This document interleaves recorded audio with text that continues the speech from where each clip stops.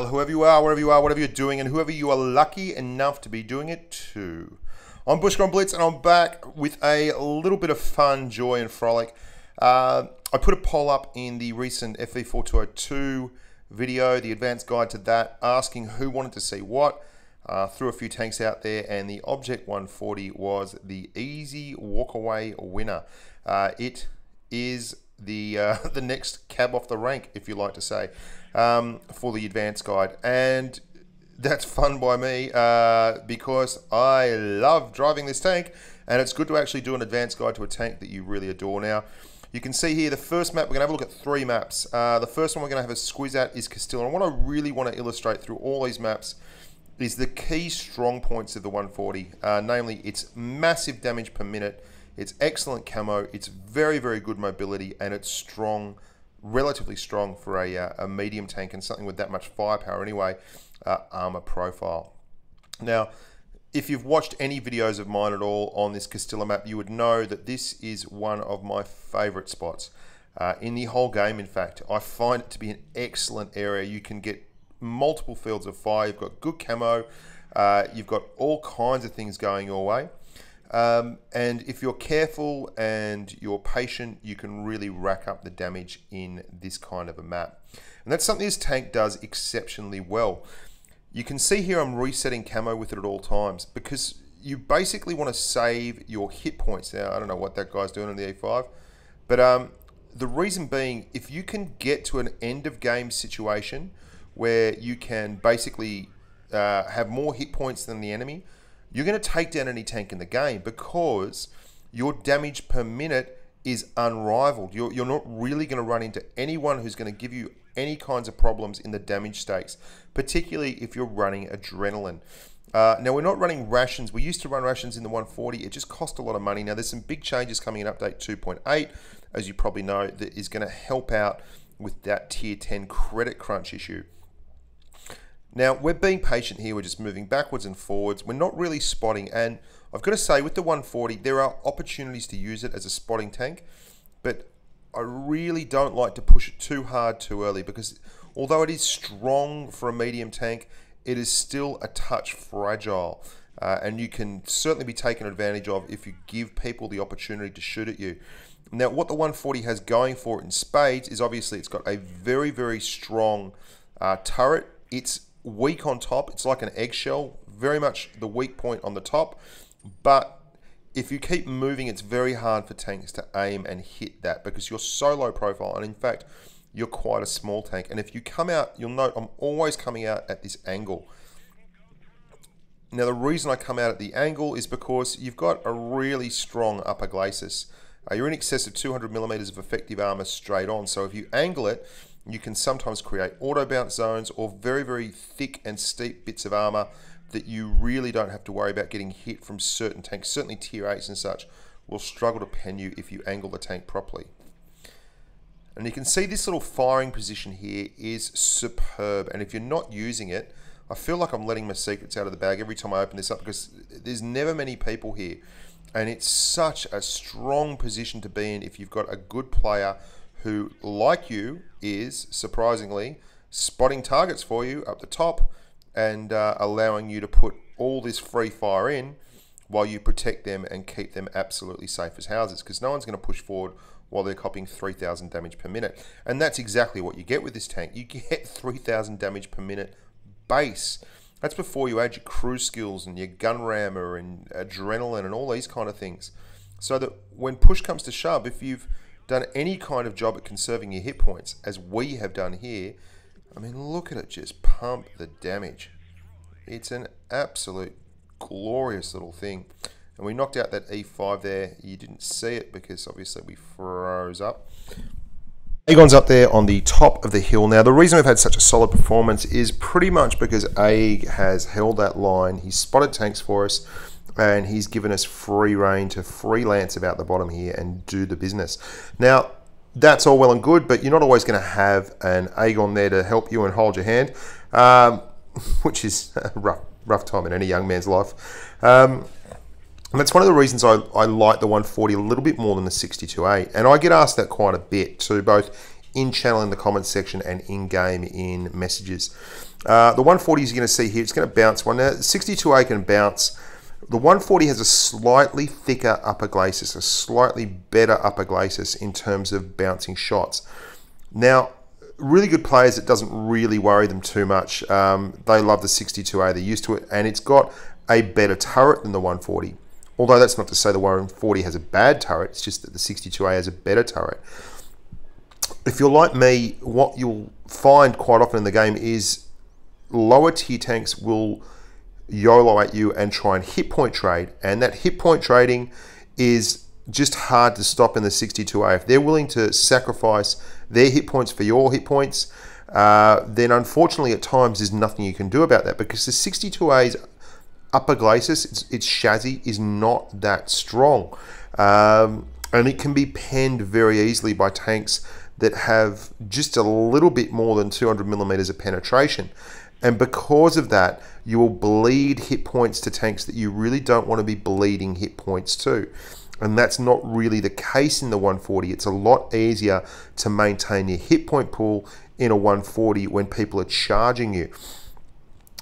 Of course, every tank has its drawbacks. The turret on the 62A is legendary for being super strong, and it is. But the 140's turret is strong enough to get the job done. And the other thing that I love about the 140 is that it's got 6 degrees of gun depression as opposed to the 62A's 5 degrees. Now, we've moved up quite aggressively here. Now, I don't always go super aggressive in this tank, but when you look at the teams and you realize that you have an advantage in terms of an extra medium, or they don't have the people to take strong points quickly, or there's an area on the map like this where you can get to and really be effective, then sometimes you'll do that. And you'll see that in this game and the next game. You're also going to see that I chose these two games. They're both big damage games in terms of raw numbers, about 5k plus, both of them. The reason I chose them though is that you get to see how quickly the 140 can whittle a team down and how effective it can be when you get it in a strong position like this. You see the hill in front of me? As I go forward, the 140's upper glacis blends with the hill so that I'm actually going hull down on top of the hill.